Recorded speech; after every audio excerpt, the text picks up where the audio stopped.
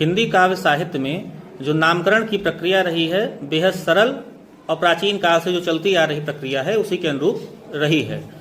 जैसे कि भारतेंदु जी के पैदा होने के पूर्व का समय पूर्व भारतेंदु युग कहलाया। उन्होंने जिस कालावधि में अपना कार्य किया, हिंदी साहित्य को वो आगे लेकर के गए, उसका नाम भारतेंदु युग पड़ गया।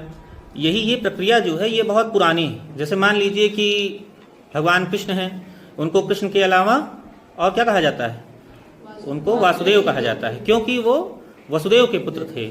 इसी प्रकार से जो द्रौपदी हैं उनका सही नाम कृष्णा था, परंतु उनको राजा द्रुपद की पुत्री होने के कारण द्रौपदी कहा गया।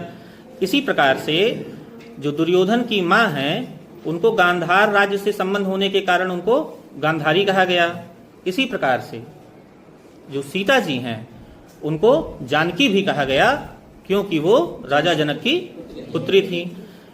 यही क्रम जो चलता आया, इसी क्रम में जो कि एक एकदम सरल क्रम था और बहुत ही समझने योग्य क्रम था, इसी क्रम में द्विवेदी युग की जो समय सीमा जो सन 1900 से 1918 काव्य की समय सीमा चलती है वो पंडित महावीर प्रसाद द्विवेदी के नाम पर रखी गई, क्योंकि उन्होंने जो अपना अथक प्रयास किया, जो अमूल्य योगदान दिया, उसके अनुरूप सन 1900 से 1918 का समय द्विवेदी युग के नाम से जाना गया।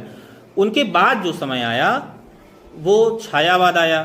छायावाद का नाम छायावादी रचनाओं के कारण पड़ा, परंतु छायावाद का एक नाम प्रसाद युग भी पड़ा। क्यों? क्योंकि प्रसाद जी ने, जयशंकर प्रसाद जी ने जो अपना अमूल्य योगदान दिया, उसके नाम पर उनका नाम, उस युग का नाम प्रसाद युग रखा गया। इससे ये स्पष्ट होता है कि नामकरण की प्रक्रिया अति प्राचीन और सरल